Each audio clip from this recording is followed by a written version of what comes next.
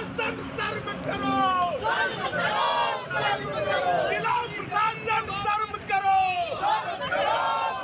प्रशासन होश में आओ, किसानों की जमीन वापस करो, किसानों का उत्पीड़न बंद करो।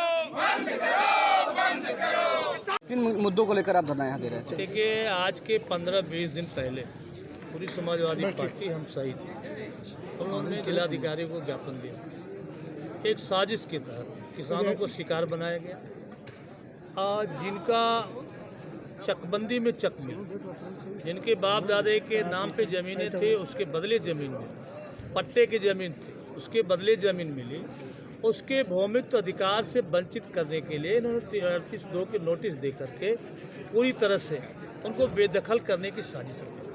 बड़ी समस्या ये है कि भाई आप मार रहे हो, हमको रोने भी नहीं दे रहे हो। हम लोगों ने कहा कि अब मैं कानून में विश्वास करता हूँ, हम सब कानून में विश्वास करने वाले लोग हैं, तो कानूनी लड़ाई जब हो रही है तो हमें अधिकार है, संवैधानिक अधिकार है किसान को उसके कागजात दिए जाए। ये किसान के कागजात सील करके जो उनके फेवर में है उनको ये सामने नहीं लाना चाहते हैं। अन्य बंद जो काम ये उल्टा सीधा कर रहे हैं उसके तहत किसानों की ज़मीन छीनना चाहते हैं। इसी के लिए हम लोग यहाँ आए कि सर्वप्रथम आप कानूनी कार्रवाई करो, हम कानून से लड़ेंगे, लेकिन जो अधिकार हमारा है कि हमारे सारे दस्तावेज कागजात हमें मिले उससे आप वंचित मत करो, उसको तत्काल देने का काम करें। आज इन्होंने जिलाधिकारी के प्रतिनिधि के रूप में अभी एडीएम साहब ने आपके सामने भी कहा है, घोषणा किया कि 1 हफ्ते के अंदर हम व्यवस्था करके देंगे। यदि नहीं देंगे तो एक ऐतिहासिक आंदोलन चंदौली जनपद में होगा।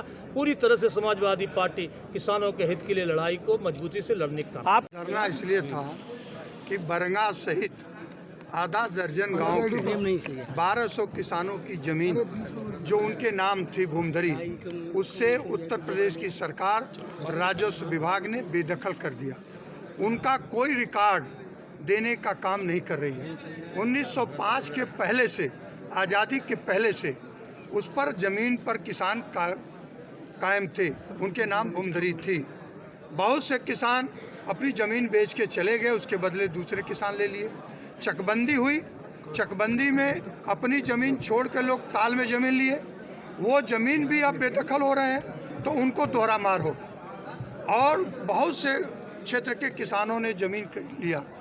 जहाँ रायल ताल की बात की जा रही है, रायल ताल के नाम से आज भी केवल सिर्फ 51 एकड़ ज़मीन है जो बदस्तूर वो 20 ताल में भी कायम है।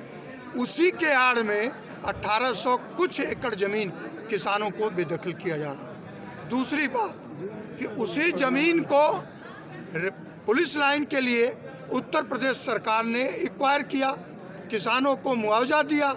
अब मुआवजे की नोटिस देकर वो वापस मांग रही है। तो उसके खिलाफ हम लोगों की एक मांग ये थी कि किसानों की ज़मीन से बेदखल न किया जाए। अगर कोई तकनीकी, कोई न्यायालय, कोई अन्य घटनाक्रम में आया है तो उसके लिए तरीका है कि जिस प्रकार से आदिवासियों के लिए एक कानून बना, जल जंगल ज़मीन, एक कानून बना पार्लियामेंट के अंदर, और उस कानून के तहत आदिवासी आबाद किए गए, उनको हक दिया गया।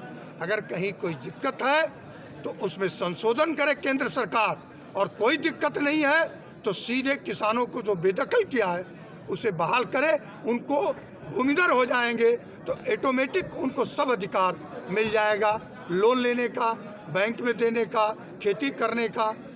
ये